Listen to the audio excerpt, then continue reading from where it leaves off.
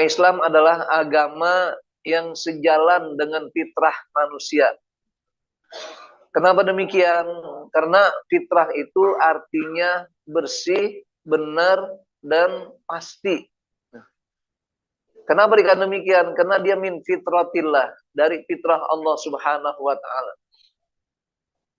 Oleh karenanya kita perlu memahami bahwa ketika Allah berikan fitrah pada diri kita, maka segala sesuatu yang kita kerjakan harus disesuaikan dengan agama yang fitrah.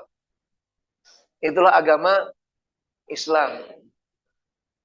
Nah, karena ini merupakan keturunan dari Allah Subhanahu wa taala, maka segala aturan dan peraturannya harus mengikuti ketentuan Allah. Bukan kita sendiri yang merekayasa, yang membuat-buatnya. Karena agamanya agama fitrah.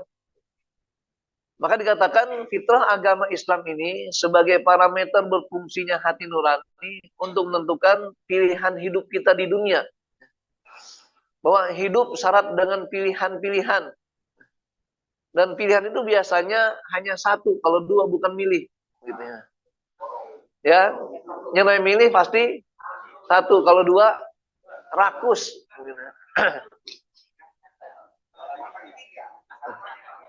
Jadi itulah kita katakan fitrah, naluri manusia. Maka kita bedakan nanti antara fitrah dengan naluri, itu apa bedanya. Ini terkait dengan pembahasan masalah evaluasi al-Islam di Nul Fitrah. Apa dasar syariahnya? Yang pertama menyangkut dengan penciptaan Allah pada diri kita, itu dasarnya fitrah. Berarti ketika Allah ciptakan kita sebagai manusia, ini sudah sejak awal sebagai makhluk yang baik, yang fitrah itu. Sehingga kata Allah apa? Dalam surat Ar-Rum 30 dikatakan, A'udzubillahi minasyaitonirrajim, fa'aqim wajhaka lid-dini hanifa. Hadapkanlah wajahmu, hadapkanlah pola pikirmu dan keyakinanmu kepada agama yang hanif. Agama yang benar, agama yang bersih. Apa itu agama yang hanif? Itu agama Islam. Karena setiap nabi Allah Ta'ala untuk menyebarkan agama yang hanif ini. Termasuk Ibrahim membawa risalah yang hanif, yang lurus, yang baik. Nah, hanif ini menggambar tentang kata Allah, fitratallahi allati fataran nasa 'alaiha. Jadi agama yang hanif itu agama yang sesuai dengan fitrah Allah, di mana Allah ciptakan manusia dengan fitrahnya.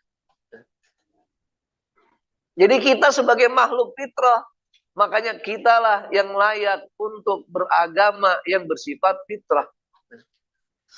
Lagi-lagi kita katakan, hanya agama Islam yang mengatur semua aspek kehidupan manusia secara fitrah itu. Oleh karenanya sebagai kesempurnaan agama Islam, kita memahaminya harus semua sendi yang sifatnya syamil, mutakamil, menyeluruh dan sempurna.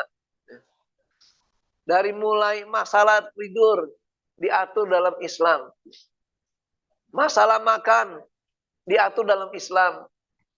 Walaupun di aliman masalah makan terserah aja. Ustadz yang ngomong pada makan, nggak apa-apa, itu bukan aturan Islam gitu. Wajar sebagai ustadz nunggu belakangan. Nanti ustadz makan juga nggak ada yang ngomong gitu. Inilah resikonya. Fitrah gitu. Jadi ketika semua masalah di agama Islam, kenapa? Itu gambarannya ada aturannya. Makanya kenapa Islam ad-din? Ad-din dengan peraturan-peraturan. Kalau kita mengaku sebagai seorang muslim, maka kita harus mau diatur oleh Islam. Termasuk dalam menentukan pilihan hidup diatur oleh Islam. Apalagi pilihan pemilu diatur Islam juga. Semua diatur. Maka ketika ada pendapat nggak usah bicara politik masjid, itu pernyataan yang keliru. Islam mengatur semua kehidupan kita. Maka fitrahnya kata Allah, fitratallahi allati fataran nasa 'alaiha. Dengan fitrah Allah inilah Allah ciptakan manusia itu. Yang hakikatnya kata Allah apa? La tabdila li khalqillah. Nah, kata la di sini mengandung dua makna. Pertama, la artinya bersifat nahiyah. Jadi la nahiyah merupakan salah satu penafi atau larangan. Berarti tidak boleh kita merubah fitrah itu. Kenapa? Karena kalau kita rubah berarti berdosa. Karena la-nya bersifat nahiyah. Yang kedua, la bersifat nafiyah, menafikan, meniadakan. Berarti tidak akan terjadi perubahan apapun dalam fitrah itu kecuali berdampak pada hal-hal yang negatif. Kalau tidak percaya jangan dicoba. Nanti coba-coba malah ketagihan. Ini termasalah fitrah itu. Apa hal berikutnya? Dzalika dinul qayyim. Itulah aturan agama yang lurus, yang baik. Jadi fitrah itu. Walakinna aksaron nasi la ya'lamun. Tapi sayang, sebagian besar manusia tidak mengerti, tidak memahami hal ini. Makanya wajar di dalam fakta kehidupan kita sehari-hari seringkali terjadi perdebatan, perselisihan, bahkan sampai pada permusuhan dalam menentukan pilihan. Kenapa? Karena sebagian besar manusia tidak paham arti fitrah itu. Kita paham nggak kira-kira? Paham nggak? Insya Allah paham. Karena kalau nggak paham, nggak mungkin sampai di aliman ini. Yang kedua dengan hadis Nabi SAW, Ana Abu Hurairah radhiyallahu anhu qala. Abu Hurairah berkata, qala Rasulullah SAW, Rasul bersabda, ma min mauludin illa yuladu alal fitrah. Tidak ada kelahiran di muka bumi ini kecuali selalu dilahirkan dalam fitrah. Maka setiap bayi yang lahir di muka bumi ini, dari rahim manapun dia, bayi itu sudah tetap fitrah pada hakikatnya. Makanya kalau ada bayi meninggal pada usia bayi itu, dijamin dia min ahlil jannah. Walaupun bayi tidak punya kapling khusus di surga, nggak punya kelas di surga. Kenapa? Dia belum punya amal apapun untuk mengangkat harkat martabat di surga nanti. Maka kitalah yang menjadi bapak-bapak dan cucu-cucu bayi tersebut. Yang punya potensi untuk bisa milih kelas di surga nanti.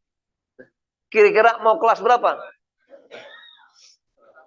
Kelas 1, kelas 2? Pasti milih kelas 1. Kenapa? Karena keistimewaan.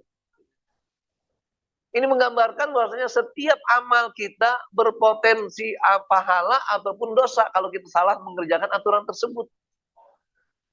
Maka Rasulullah fa'abawahu yuhawidanihi au yunasiranihi au yumajisanihi. Kedua orang tuanya lah abawahu. Jadi kedua orang tua. Makanya bukan tanggung jawab ibu saja yang melahirkan. Bapak juga tanggung jawab yang telah menyetrumnya. Kan cuma disetrum doang kan? Disetrum, setelah itu tumbuh, gitu ya, hidup. Nah, maka dalam ini kita katakan kedua orang tua ini berpotensi mempengaruhi bayi tersebut bisa jadi Yahudi kah, atau Nasrani kah, atau Majusi kah. Maka disebut awisalimani nggak ada, karena Islam berfitrah. Jadi secara otomatis itu udah Muslim dia. Kenapa demikian? Karena kita dikatakan beragama, syaratnya kalau sudah mengenal Tuhan. Pertanyaan berikutnya, kapan kita mulai mengenal Tuhan? Kapan? Apa ketika sholat? Atau ketika puasa? Ketika syahadat? Justru kata Allah, manusia ini mengenal Tuhannya sejak usia 4 bulan dalam rahim ibunya. Kata Allah pada firman-Nya, wa id akhadha rabbuka min bani Adam min zuhurihim dzurriyyatahum wa ashhadahum ala anfusihim alastu bi rabbikum qalu bala syahidna. Kapan itu terjadi? Pada usia 4 bulan dalam kandungan rahim seorang ibu. Jadi bayi udah kenal Allah saat itu. Cuma itu masih bersifat ruhaniyah. Masih pada alam rahim. Mereka belum punya taklif, belum punya beban untuk beribadah kepada Allah. Makanya nggak pernah kita lihat ada bayi lagi sujud dalam rahim ibunya. Ada. Atau lagi ruku. Nggak ada lagi lilit dia. Lipet badannya semua. Kenapa? Dia belum punya beban taklif apapun. Nanti kita lihat apa syarat taklif kehidupan kita sebagai seorang muslim. Tidak hanya menyadari dia kenal Tuhan atau tidak. Ada syarat-syarat lain yang dia harus penuhi itu. Kemudian dikatakan perumpamaannya. Kama tuntajul bahimatan jam'a hal tuhisuna fihi min jad'a. Ketika perumpamaan fitrah itu ibarat binatang ternak yang melahirkan anak dalam keadaan sempurna, apakah kita merasakan ada kekurangan dari situ? Tidak ada. Kambing melahirkan anak kambing, gak mungkin kambing melahirkan anak kucing. Itu kesempurnaan fitrah. Artinya apa? Sejak awal Allah ciptakan sudah pada fitrahnya itu. Sumayaqul Abu Hurairah berkata, radhiyallahu anhu, fitratallahi lati fatarana 'alaiha la tabdil khalqillah. Maka Abu Hurairah mengambil dasar dari firman Allah di ayat pertama tadi. Bahwa kata Allah apa? Dengan fitrah Allah lah manusia diciptakan itu. Sehingga enggak ada potensi untuk bisa merubah fitrah tersebut. Maka seringkali saya sampaikan, kalau kita berhadapan dengan orang yang sudah keluar dari fitrahnya, maka manakala menghukumi dia sebagai manusia, kembali kepada fitrahnya itu.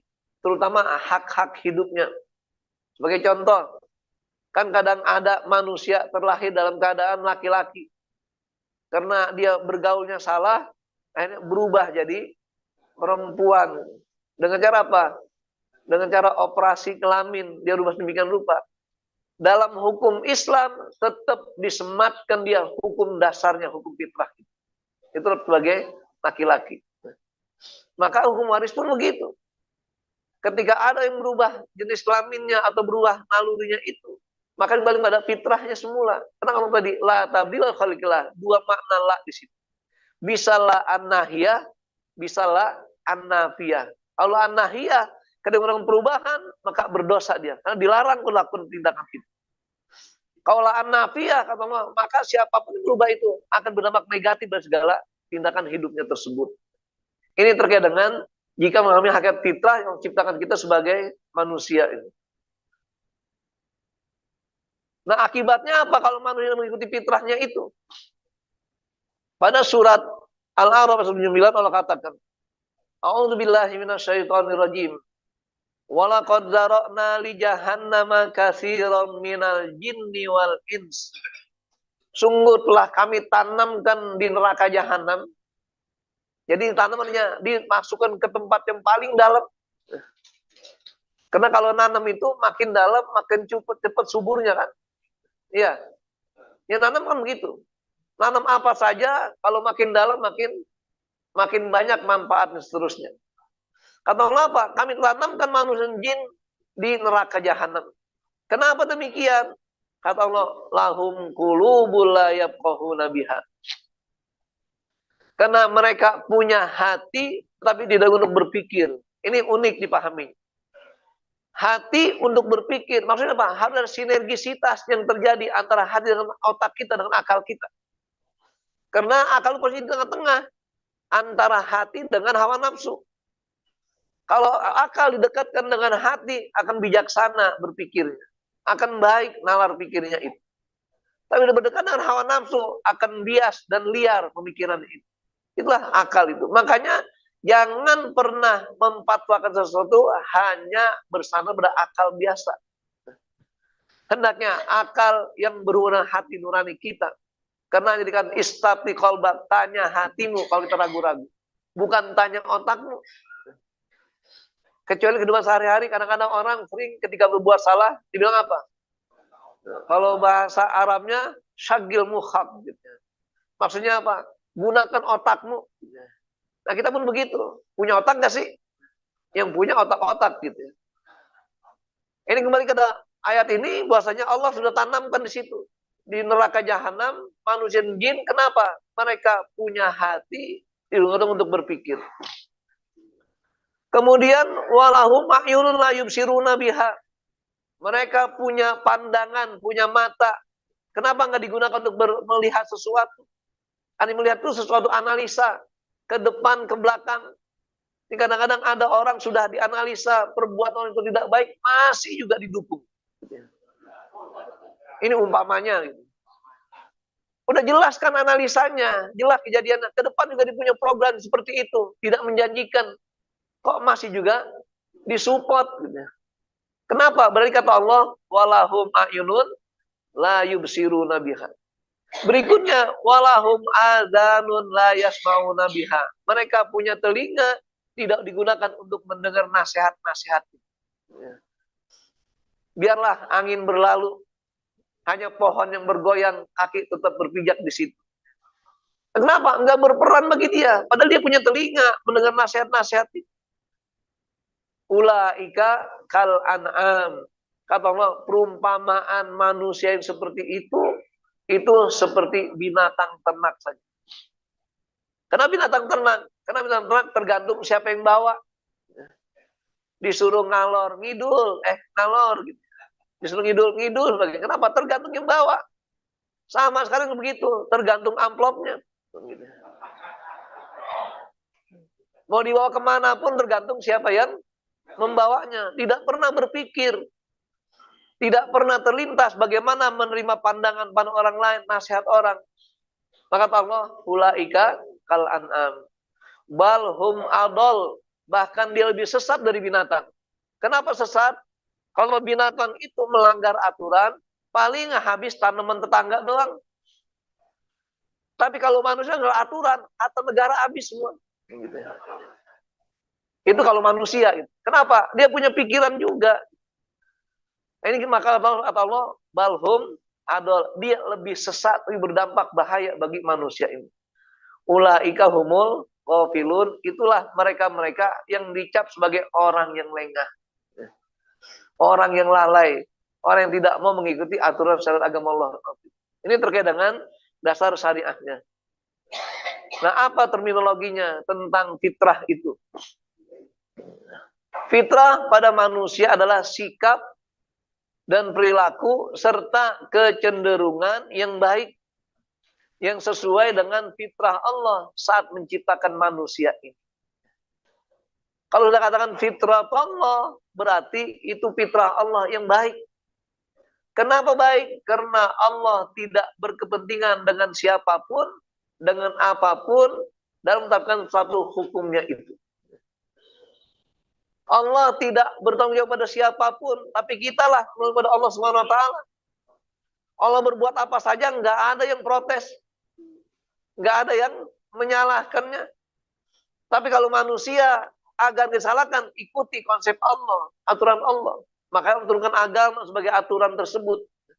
Itulah fitrah.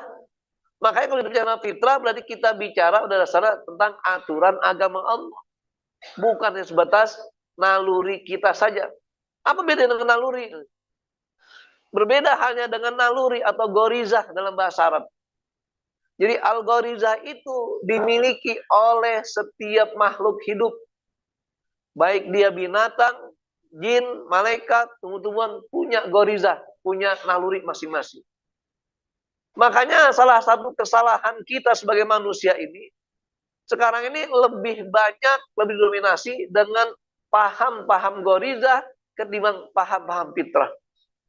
Sebagai contoh kasus, munculnya aturan atau hak asasi manusia, ini dasarnya bukan fitrah.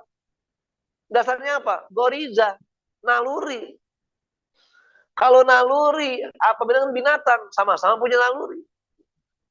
Maka wajar, kata pepatah Arab, dan hadis Nabi sebagai kaidah usulnya dikatakan, al-insan hayawanun natik. Jadi manusia itu adalah binatang yang berakal. Manusia adalah binatang yang berakal. Kenapa? Enggak ada bedanya kalau dia gunakan akal dengan hatinya tadi. Ini sebagai penguat dari ayat tadi surat Al-A'raf dikatakan demikian. Jadi kalau dia tidak mampu mensinergikan antara hatinya dengan akalnya, maka tidak ada bedanya dengan binatang itu.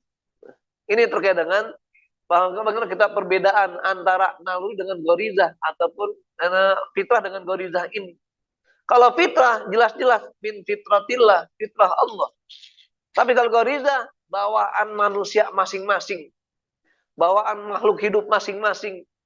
Makanya munculnya aturan hak asasi manusia diterjemahkan untuk menggambarkan bagaimana manusia punya sifat bawaan masing-masing. Sehingga apa? Dimunculkan, dia ingin bebas, tidak mau ikut aturan-aturan agama. Dia ingin merdeka, nggak mau dikasih peraturan undang-undang. Sehingga ketika ada undang-undang, dia rubah, karena keinginan dia begitu. Kenapa? Ini gorizah, bukan fitrah. Jadi kalau gorizah, apa bedanya itu binatang? Itu beda. Makanya Islam datang apa? Menyempurnakan fitrah manusia itu. Dipertahankan. Maka tadi kata Rasulullah, fa'abawahu, kedua orang tuanya lah yang berpotensi merubah hal itu. Sehingga kata Rasulullah tadi, yuhawidanihi, au yunasiran, au yumajisan, bisa merubah manusia ini awalnya Islam fitrah, dirubah jadi Yahudi, dirubah jadi Nasrani, dirubah jadi Majusi. Bahkan lebih dari itu, bisa jadi sesat di jalannya itu. Makanya kita kan hidup kita sebagai manusia ini minimal ada 4 jenis orang tua.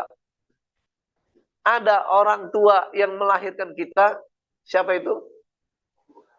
Ayah ibu. Memang ibu hamil sendirian. Ayah ibu. Ibu nyetrum. Bapak nyetrum. Nah, ibu tanggung jawab. Merawatnya. Makanya tanggung jawab anak bukan ibu saja. Ayahnya tanggung jawab. Apalagi sebagai seorang ayah. Sebagai kiwam rumah tangga. Tanggung jawab semua aspek kehidupan keluarganya itu. Makanya kadang-kadang kita katakan, kenapa ayah ibu? Mereka kerja sama berdua. Bayangkan, sampai begadang-begadang malam-malam. Bikin kesepakatan gitu. Nah itu. Orang tua yang kedua adalah yang mengajarkan ilmunya kepada kita. Siapa itu? Guru. Dibuktikan ini kalau kita tanya anak-anak atau cucu kita yang masih TK. Dia selalu alasannya untuk apa-apa. Kata ibu guru begini, kata ibu guru begitu. Selalu ibu guru jadi acuannya. Kenapa? Merasa orang tua keduanya. Baru yang ketiga adalah orang tua yang memberikan anaknya untuk kita. Siapa itu? Mertua. Iya, Pak Tibian nggak akan dapat istri kalau mertuanya nggak terima. Gara-gara mertuanya oke, setuju, udah saya nikahkan putri saya dengan engkau, dengan mas kawin kepala kereta dan sebagainya. Gitu ya. Dikasih anaknya, maka tanggung jawab pindah dari orang tua perempuan kepada sang suami. Ini ke orang tua kita juga. Maka berapa banyak, mohon maaf, seorang menantu itu luluh, tunduk, taat, patuh pada mertuanya. Kenapa? Dia berpengaruh hidupannya itu. Makanya ada etikanya, walaupun dia sebagai orang tua juga, bukan berarti setiap kehidupan anaknya harus diatur semua sama mertua itu. Maka ada coupling-coupling yang berbatasnya itu. Dan yang keempat lah, orang tua yang kita hidup di dalamnya. Siapa itu? Lingkungan. Karena dikatakan al-insan ibnul bi'ah. Manusia anaknya lingkungan. Jadi kalau kita ingin hidup baik, hiduplah di lingkungan yang baik. Kalau kita ingin hidup buruk, masuk ke kelompok orang yang buruk-buruk. Maka kata lingkaran setan ada itu. Awalnya baik orang ini, masuk ke lingkaran itu, maka nggak ada beda dengan lingkaran tadi tersebut. Itu makanya kita pengaruh lingkungan sangat besar sekali. Ini terkait dengan bagaimana kita membedakan antara fitrah dengan gorizah. Antara fitrah dengan naluri. Maka jangan kita mengandalkan hidup hanya dengan naluri saja. Nanti nggak ada beda dengan binatang. Allah bedakan di sini. Ketika bicara masalah naluri dan juga gorizah, apa kata dalam surat Muhammad 12? Innallaha yudkhilul ladzina amanu wa amilus sholihat jannatin tajri min tahtihal anhar. Ini untuk membedakan antara orang yang ada pada fitrahnya dengan orang yang pada nalurinya saja. Bagi mereka yang beriman dan beramal soleh, artinya dia berada pada fitrahnya itu. Karena imannya kepada Allah, amal solehnya demi mendapat ridho Allah, berarti menjaga fitrahnya. Apa balasannya? Jannatin tajri min tahtihal anhar. Sebaliknya, Walladzina kafaru. Adapun orang-orang kafir, yatamatta'una wa ya'kuluna kama ta'kulul an'am wan naru maswal. Adapun orang kafir, mereka yang hidup hanya mengandalkan gorizah, naluri saja. Ketika nalurinya yang berkembang, kata Allah, yatamatta'un, mereka bersukaria, berleha-leha di dunia ini. Menikmati dunia dengan apa adanya. Sehingga apa? Pola makan adalah wayakuluna kama ta'kulul an'am. Pola makan seperti binatang ternak. Apa yang dimakan? Nggak pernah pikir ini halal atau haram. Makanya orang kafir begitu. Mereka nggak melihat halal haram. Yang penting beruntung, sikat. Nggak pernah memikirkan mana dasar syariat. Dan sekarang kita diuji dengan hal itu. Sistem perekonomian kita di dunia rujukannya perilaku orang kafir. Yang mengandalkan gorizahnya saja, pengen untung besar. Maka segala cara ditempuh. Walaupun harus membabat hutan 600 hektar, ditempuh. Gitu ya. Itu kenapa? Karena terkait dengan salahnya memahami fitrah. Maka gorizah itu, naluri tidak menjadi jaminan dia akan menjadi orang baik. Kenapa? Karena disamakan Allah SWT, kama ta'kulul an'am. Ibarat seperti binatang yang makan di muka bumi. Makanya binatang itu kalau makan gak nanya dulu, ini punya siapa? Enggak kan? Enggak ada. Dia enggak lihat labelnya mana halal atau haram. Enggak ada. Mensikat aja. Yang ada cuma diendus-endus, disikat. Kalau manusia ada begitu? Ada kayak gitu? Kalau ada, sama dengan kata Allah ini. Wan naru maswal lahum. Dan nerakalah sebagai tempat kembalinya nanti. Na'udzubillah. Tsumma na'udzubillah. Nah, fitrah pada manusia diaplikasikan dalam syarat taklif yang harus melekat pada diri seorang mukmin.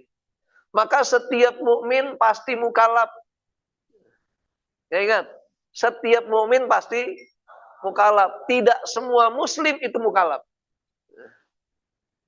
Kenapa? Karena iman dan orang mukmin itu ketika sudah sadar ada yang mantau. Siapa itu? Allah. Dia tahu mana yang baik, mana yang buruk. Artinya ilmunya cukup memahami hal itu. Sehingga kalau kita mengaku sebagai seorang mukmin, tapi nggak peduli dengan aturan tersebut, maka iman kita dipertanyakan. Jangan-jangan imanuhu fi amplopihi. Gitu ya. Ya itu misalnya dipertanyakan. Gara-gara apa? Nggak tahu mana yang halal, mana yang haram, mana yang boleh, mana yang nggak boleh. Maka namanya kita katakan sehingga ia layak mengemban dan menjalankan tanggung jawabnya sebagai khalifah dalam muka bumi. Kenapa? Gara-gara mukmin tadi fitrah. Bayangkan jamaah rahimakumullah bagaimana ketika Allah SWT memberikan isyarat pada malaikat untuk menjadikan manusia sebagai khalifah muka bumi ini. Itu malaikat awalnya dialog nggak langsung nerima. Kenapa? Karena malaikat juga berpikir manusia secara gorijah, secara naluri dia melakukan kerusakan di muka bumi ini. Kenapa? Karena tabiat manusia sama dengan binatang. Kalau lagi jalan ditekel gitu. Marah nggak? Marah. Lagi asik-asik berdoa dicubit dari belakang, marah nggak? Binatang begitu nggak? Sama. Coba lihat ayam, lagi berduaan gitu kan. Ada yang datang jago baru, ikat, lari dia kabur, marah, gitu, diancam. Itu sebatas ayam, belum yang lainnya. Gitu ya. Jadi itu kita maka Allah SWT ketika ingin menjadikan Adam sebagai khalifah, Allah tanyakan ke malaikat dulu. Apa kata Allah? Wa idh qala rabbuka lil malaikati inni ja'ilun fil ardi khalifah. Ini sebagai isyarat Allah Maha segalanya, tapi mengajarkan etika kepada hambanya, itu malaikat. Hei malaikat, perhatikan, aku ingin jadikan Adam sebagai khalifah di muka bumi ini. Padahal malaikat makhluk Allah harus tunduk. Tapi Allah adakan semacam dialog. Tujuannya apa? Untuk menguji sejauh mana pemahaman malaikat itu. Maka malaikat protes. Apa kata malaikat? Qalu ataj'alu fiha mayufsidu fiha mayasbiqud dima. Ya Allah, apakah Engkau menciptakan di muka bumi ini sebagai khalifah makhlukmu yang selalu membuat kerusakan di bumi ini dan melakukan tumpahan darah atau pembunuhan? Wa nahnu nusabbihu hamdika wa nuqaddisu, padahal kami ini sebagai makhlukmu yang selalu mensucikanmu, memuliakanmu, memuji, artinya taat padamu. Apa kata Allah? Qala inni a'lamu ma la ta'lamun. Aku lebih tahu apa yang kau tidak tahu.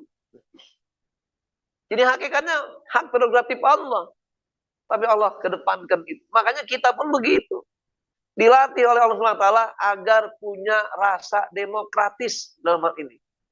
Kenapa? Karena dalam demokrasi itu musyawarah menjadi penentu utama untuk melahirkan keadilan yang baik. Kenapa? Dengan musyawarah. Sehingga tindakan apapun dimusyawarahkan. Maka bedakan antara demokrasi dan musyawarah. Kalau demokrasi, yang penting suara terbanyak. Tapi kalau musyawarah, tergantung kebenaran dulu. Kalau sudah ada ini benar satu, kenapa harus mengambil yang lain? Dan musyawarah kesepakatan seperti itu. Begitulah prinsipnya ketika Allah ciptakan Adam sebagai khalifah di muka bumi ini. Nah, konsekuensi fitrah adalah taklif. Kita sadar sebagai makhluk yang fitrah ini. Dan kita sadar ada konsep kebenaran dalam diri kita. Nah, ketika kebenaran, ikuti aturan agama itu. Makanya Allah tentukan dalam menjalankan agama ada syarat taklif dalam beribadah. Maka dikatakan setiap mukmin adalah mukallaf karena padanya melekat 3 syarat taklif. Pertama Islam, kedua berakal, ketiga baligh. Walaupun dia sudah muslim tapi tidak berakal, tidak ada kewajiban mengerjakan apapun. Siapa itu? Orang gila. Sudah namanya muslim, umurnya udah tua, udah punya anak 3, tapi nggak mau sholat, nggak mau puasa. Satu yang hilang. Apanya? Akalnya. Kalau gila wajar nggak? Nah itu. Ini sudah jelas semua ketentuan. Maka setiap mukmin pasti mukallaf. Tapi dia setiap muslim itu mukallaf. Kenapa? Harus menyebutkan syarat berikutnya. Itu syarat berakal dan baligh itu. Akal seorang mukmin harus bersinergi dengan hatinya, dengan hati nuraninya. Sehingga setiap aktivitasnya akan melahirkan pahala atau sebaliknya. Ketika dia kerjakan perintah Allah, akan mendapat pahala. Dia kerjakan larangan Allah, akan dapat dosa. Maka hakikat takwa yang ahli apa? Imtisalul awamir wajtinabun nawahi. Takwa hakikatnya menjalankan semua perintah Allah dan menjauhkan larangan-larangan. Baru bertakwa. Makanya tidak cukup hanya menjalankan saja. Tidak meninggalkan larangan. Itu belum bertakwa. Maka termasuk at-taqwa hahuna. Ketakwaan di sini, dalam hati kita. Fatwa utama dari kita di hati kita ini. Maka kalau kita bingung menjalankan sesuatu, nggak ada dasar hukum yang kita nggak paham, istafti qalbak, tanya hati. Nah begitulah seterusnya. Ini terkait dengan akal orang mukmin harus disini dengan hatinya. Sehingga setiap aktivitasnya bisa melahirkan pahala atau sebaliknya. Karena itulah fitrah yang sebenarnya pada manusia. Jadi kalau selama ini ada kata-kata fitrah, tapi sebenarnya itu bukan fitrah. Sehingga apa? Manusia bicara pada tataran nalurinya saja. Gorizanya sebagai manusia. Maka ada kata gorizatul insan, gorizatul hayawan, gorizatul nabata, sebagainya. Itu goriza semua. Jadi kalau bahas kita, instingnya begitu berjalan. Ini terkait dengan cara kita memahami perbedaan antara fitrah dengan goriza. Jika akal tidak bersinergi dengan hatinya, maka dikuasai oleh hawa nafsunya. Kena posisi akal tengah-tengah antara hati dengan hawa nafsu itu. Sehingga sikap dan tindakannya tidak berbeda dengan binatang, bahkan lebih buruk dari itu. Kalau binatang hanya melanggar paling cuma rumput tetangga. Pagar-pagar Tuhan dimakan, makan Tuhan. Tapi kalau manusia yang melanggar hal itu, dia lebih dahsyat. Kenapa? Tidak melihat batasan kaping tertentu. Kalau perlu darah orang dia akan minum juga. Maka dikatakan seandainya dalam kaidah usuliyah orang itu diberikan apa yang dia klaim itu tanpa dasar bukti apapun, maka dia akan memakan atau mengambil darah orang bagi darah sendiri. Padahal darah itu produk masing-masing dari kita. Itu dikatakan bahwasanya perlunya bukti, perlunya saksi, perlunya aturan biar ada kesejajaran antara manusia itu. Allah kerjakan tadi dalam ayat tersebut dengan walaqad darana li jahannama katsiran minal jinni wal insi. Di mana mereka itu dijelaskan dalam hal ini kandungannya minimal ada 3 poin pada ayat tersebut. Yang pertama, hati harus menjadi dasar dalam berpikir. Kita berpikir tidak hanya sebatas kemampuan otak atau akal mencerna sesuatu, tapi ada tuntunan bimbingan hati kita. Kenapa? Karena hatilah yang berpotensi tahu persis mana yang baik, mana yang buruk. Penglihatan harus dijadikan sebagai analis terhadap masa lalu dan masa yang akan datang. Kita memilih sesuatu, lihat belakang, lihat depannya. Jangan main pada saat itu doang. Kenapa Allah berikan analisa itu untuk apa? Mengambil kesimpulan. Oh, tidak mau menganalisa, nanti ada solusinya. Begitu pula pendengaran atau telinga kita sebagai alat untuk menerima nasihat atau ajakan-ajakan kebaikan. Ini ketika orang menutup hatinya, menutup telinganya, sulit untuk menerima ajakan tersebut. Ingat jamaah rahimakumullah, kalaupun ada makhluk Allah yang tercipta di muka ini tidak punya pendengaran atau penglihatan, Allah akan sempurnakan pada sisi yang lainnya. Contoh, kalau orang buta sejak kecil, biasanya nalar atau daya pendengarnya lebih kuat dibanding yang lainnya. Daya ingatnya lebih sensitif dari yang lainnya. Saya pernah ceritakan itu, ada ustadz yang kebetulan Allah takdirkan tidak bisa melihat sejak kecil. Namanya Ustadz Abdul Sobur, orang Pondok Bambu. Pertama kali saya bertemu dengan beliau tahun 95, saya ingat. Ketika saya berulang di Mesir, ada acara ketemuan di Kampung Sumur itu. Saya salaman, saya kenal Ustadz, saya Saiful Akib.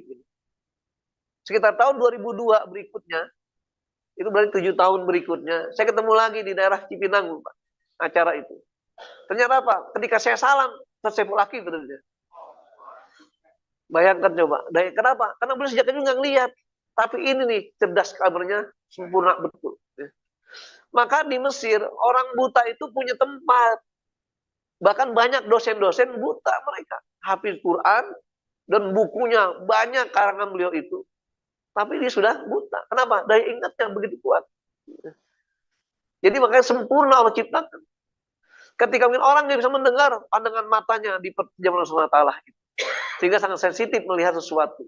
Inilah kita katakan anugerah Allah. Kenapa? Fitrah Allah berikan kepada manusia. Nah, apa konsep taklid dalam hal ini? Munculnya hak ikhtiar. Hak untuk memilih. Namanya ikhtiar, bisa bentuknya pilihan, bisa bentuk usaha.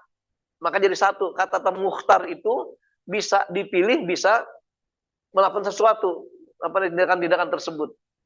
Hak ikhtiar adalah hak untuk memilih sesuatu yang didasari dengan kematangan akal.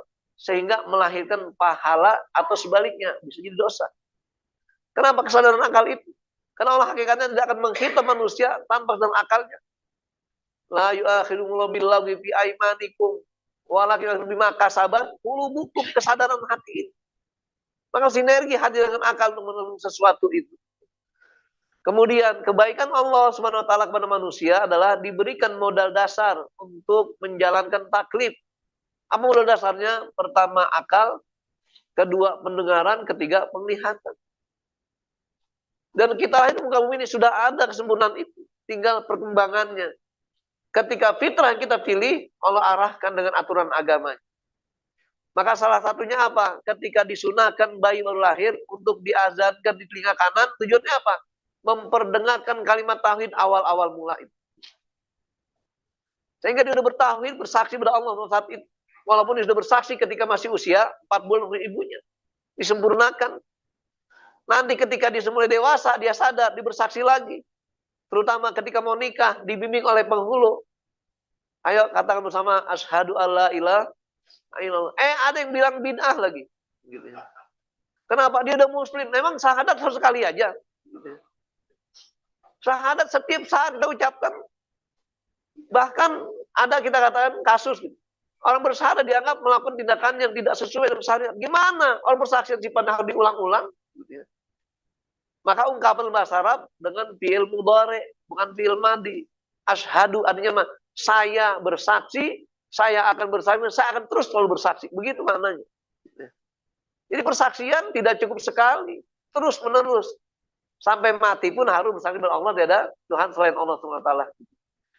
Begitu seterusnya. Nah kemudian, apa bukti pilihan dalam hidup ini? Maka Rasul memberikan contoh pada kita semuanya. An Aisyah taqalat, Ma khuyira Rasulullah sallallahu alaihi wasallam baina amrayni ahaduma aisaru minal akhar illa ikhtara aisarahuma ma lam yakun isman. Kata Aisyah, Rasul nggak pernah dipilihkan dua hal, pada dua hal itu yang satu lebih mudah, satu agak sulit, maka Rasul memilih lebih mudah. Dengan cara apa? Selama itu tidak mengandung dosa. Maka jangan mempersulit diri. Ada keterangan-keterangannya. Sudah pilih selama dia mengandung dosa. Kalau jelas dosanya jangan dipilih. Kenapa? Karena sebaliknya. Fa'in kana isman, kana ada nasi minhu. Kalau itu mengandung dosa, beliau paling cepat meninggalkan itu. Paling jauh meninggalkan pilihan tersebut. Makanya hak pilih syarat dengan kesadaran hati kita. Dari mana hati dapat kesadaran itu? Dari kemana Allah berikan pada kita semuanya. Lewat wahyu Allah SWT. Maka memilih sesuatu harus dan menentukannya harus diawali dengan pengetahuan dan bimbingan. Kalau tidak mampu kita untuk sesuatu, maka silakan bertanya kepada yang mengerti atau paham. Karena hakikatnya apa? Bertanya itu perintah Allah. Kata wa ma arsalna min qablika illa rijalan nuhi ilaihim fas'alu ahla dzikri in kuntum la ta'lamun. Ternyata malu bertanya, takut ketahuan sama orang kebodohannya. Maka ambil solusi berikutnya. Kata Allah apa? Beristikharahlah kalian. Mana ada Islam atau agama lain yang mengatur semua? Enggak ada. Islam atur secara sempurna. Maka dalam Islam semua aspek kehidupan harus ada menurut syariat. Masalah politiknya begitu. Maka sering kali disampaikan ada beberapa masjid yang pengurusnya berpesan, Ustadz di sini jangan ngomong politik. Tapi mau ngomong politik di mana? Umat dulu diselamatkan dunia politik itu. Karena politik bagian dari syariat Islam. Akhirnya mereka bicara politik di pasar. Padahal pasar bukan tempatnya orang yang baik-baik. Bicara politik di lapangan. Tidak juga begitu. Di masjid orang baik. Kesempatan memanfaatkan itu semua. Kenapa? Mendidik manusia agar sadar politik hidup itu. Kenapa? Salah dengan pilihan tadi. Kalau memberikan seperti itu. Nah, apa bentuk istikharah ini? Lihat doanya. An Jabir bin Abdullah radhiyallahu anhu qala kana Rasulullah SAW yu'allimuna al-istikharata fil umur kama yu'allimuna as-surah minal Qur'an. Kata Imam Jabir bahwa Rasulullah SAW mengajar istikharah pada kami setiap perkara hidupnya itu sebagaimana beliau baca Al-Qur'an dalam ada surat dalam Al-Qur'an. Sehingga apa? Serius, bukan main-main. Harusnya ini wahyu Allah, ini anugerah Allah. Sama dikatakan di sini, yaqulu idza hamma ahadukum bil amri falyarka rak'ataini min ghairil fariidhah. Bagaimana cara istikharah itu? Kalau kita punya keinginan sesuatu yang gak jelas bagi kita ke depan, maka segeralah untuk sholat 2 rakaat selain sholat fardu. Kemudian summal yaqul dan berkatalah atau berucaplah Allahumma inni astakhiruka bi ilmika. Ya Allah, aku mohon pilihan dengan ilmumu. Wastaqdiruka bi qudratika, aku mohon kekuatan dengan kekuatanmu. Was'aluka min fadlikal azim, dan aku mohon karuniamu yang begitu mulia, begitu agung. Fa innaka taqdir wala aqdir. Kau maha kuat, aku tidak mampu, tidak kekuatan ini. Wa ta'lamu wala alam, engkau tahu aku tidak tahu. Wa anta alamul ghuyub, engkau maha tahu hal-hal yang gaib. Jadi serahkan pada Allah Subhanahu wa taala itu. Allahumma in kunta ta'lamu anna hadzal amru khairun li fi dini wa wasi aqibata amri. Ya Allah, jika engkau tahu apa yang akan aku hadapi ini, kebaikan pada hidupku, pada duniaku dan pada akhirat pada agamaku ini, au ajilin au amrin ajilin, faqdurhu li wa yassirhu li. Maka berikanlah kepadaku mendapatkan hal itu semua.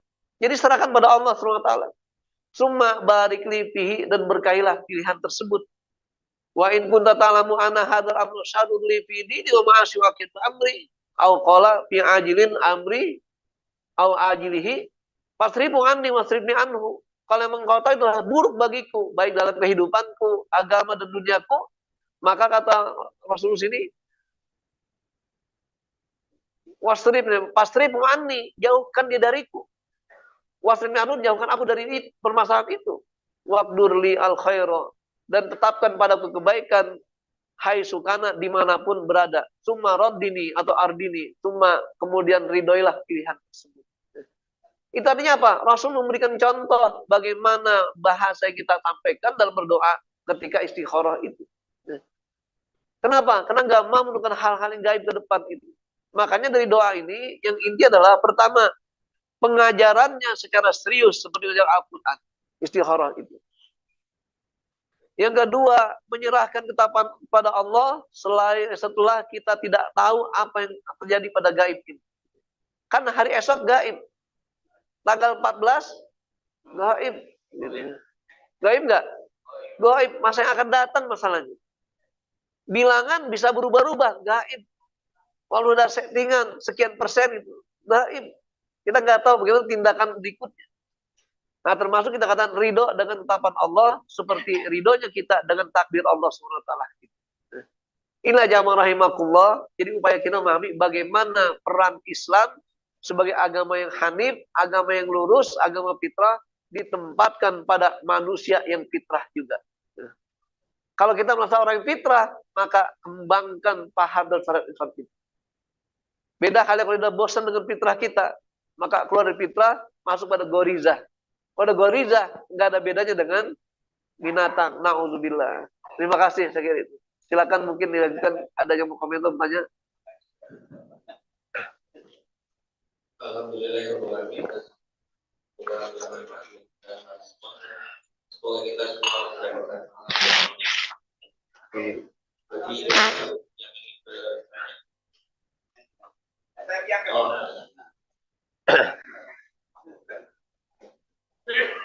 Assalamualaikum warahmatullahi wabarakatuh. Waalaikumsalam. Dalam hal penciptaan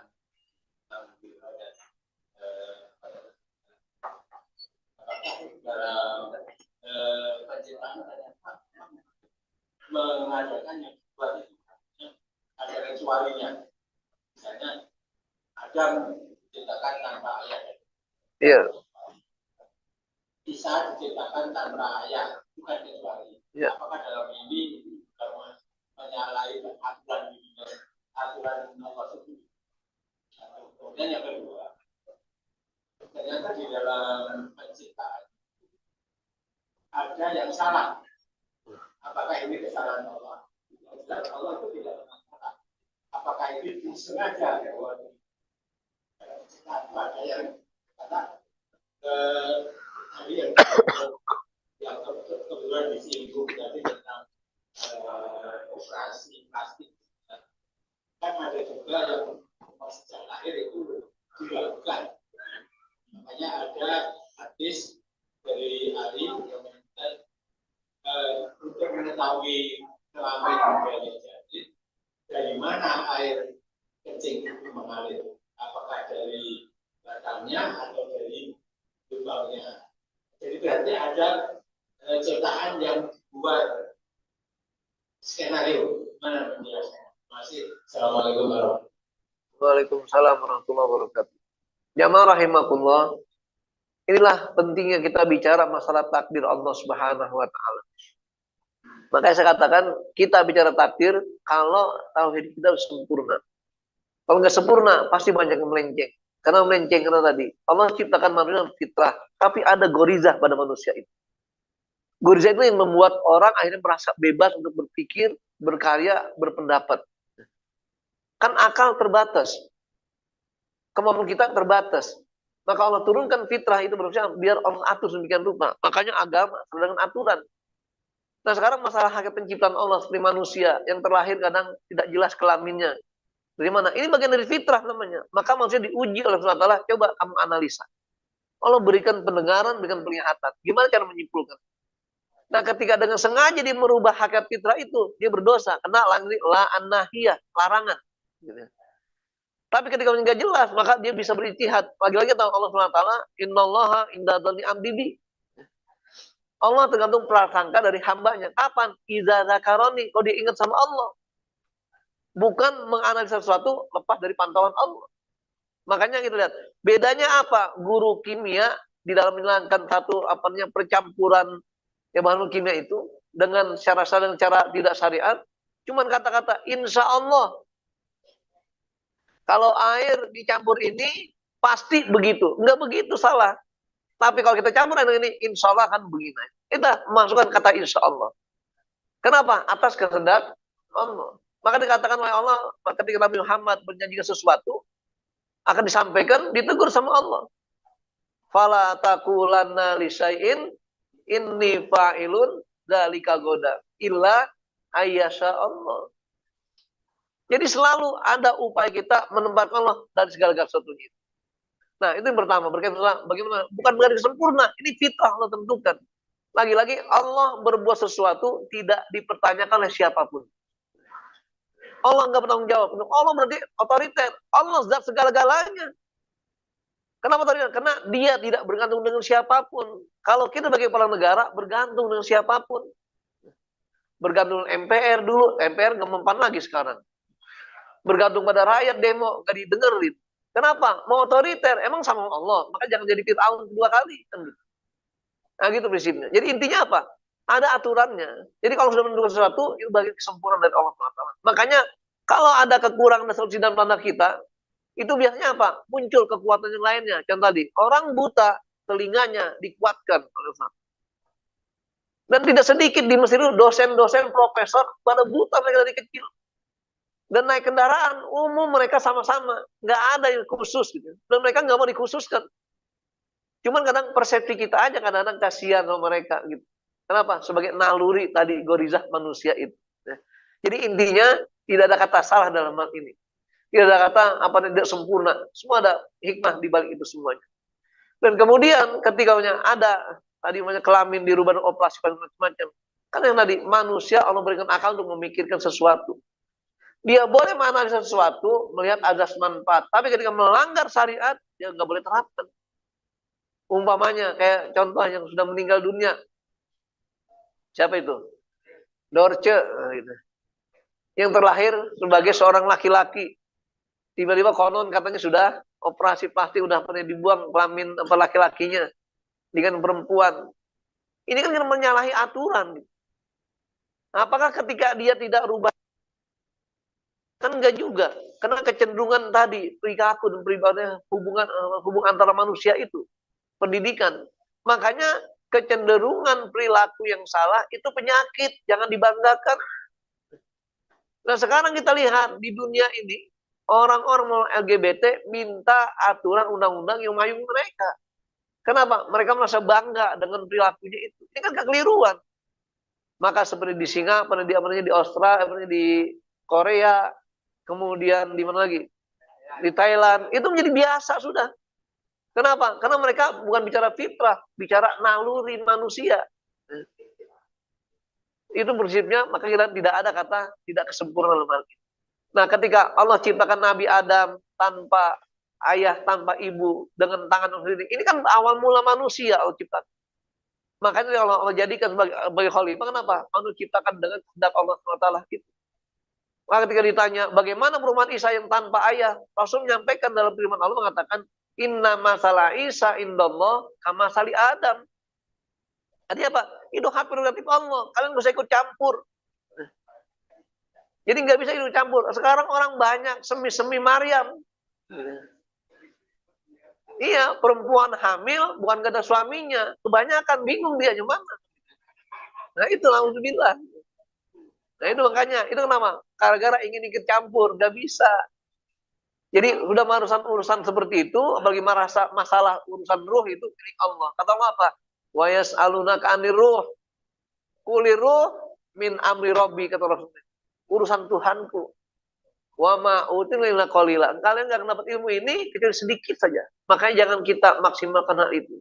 Itu namanya bicara takdir. Sehingga kita katakan tidak ada kejadian dimanapun, di kapanpun, bagaimanapun, kecuali atas izin Allah semuanya. Itu harus kita takdir namanya di situ.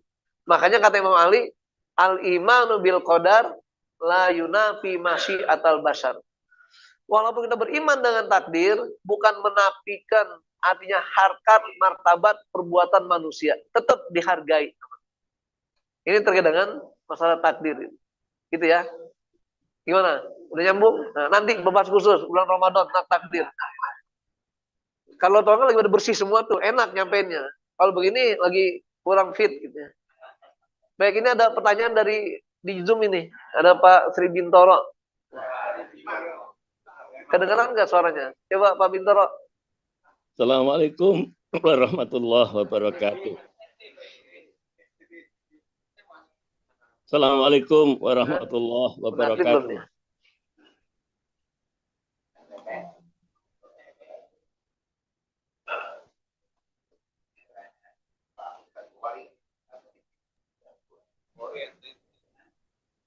Pak Bintoro. Assalamualaikum warahmatullahi wabarakatuh. Ada lagi yang lain, silakan ibu-ibu atau cukup? Oh, silakan. Tidak bisa. Iya, ya.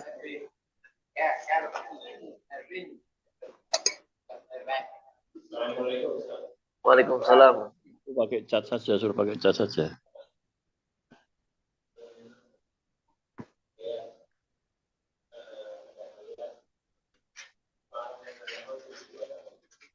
Agak kencang nih Pak, kurang jelas.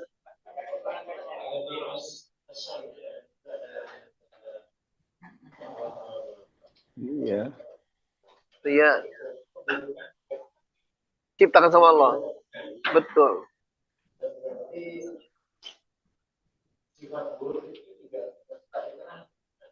Ya.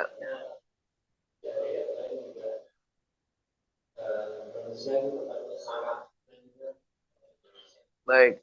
Terima kasih. Inilah yang kita katakan. Kalau kita baca Al-Falaq pun akan apa? Qul a'udzu birabbil falaq min syarri ma khalaq. Jadi keburukan Allah ciptakan juga.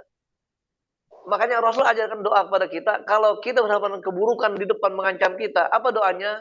Allahumma inna na'udzubika min syururihim wa naj'aluka fi nuhurihim. Ya Allah, aku berlindung dari kejahatan mereka, aku jadi engkau sebagai mangsanya. Kembali pada Allah semuanya. Makanya saya katakan Allah nggak punya kelemahan apapun, nggak ada kesalahan apapun.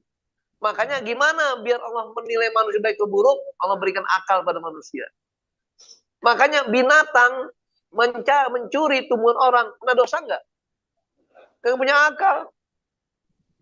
Tapi manusia Allah berikan akal untuk memilih, untuk menentukan. Kalau dia labrak kesalahan itu, maka dosa di situ muncul lagi.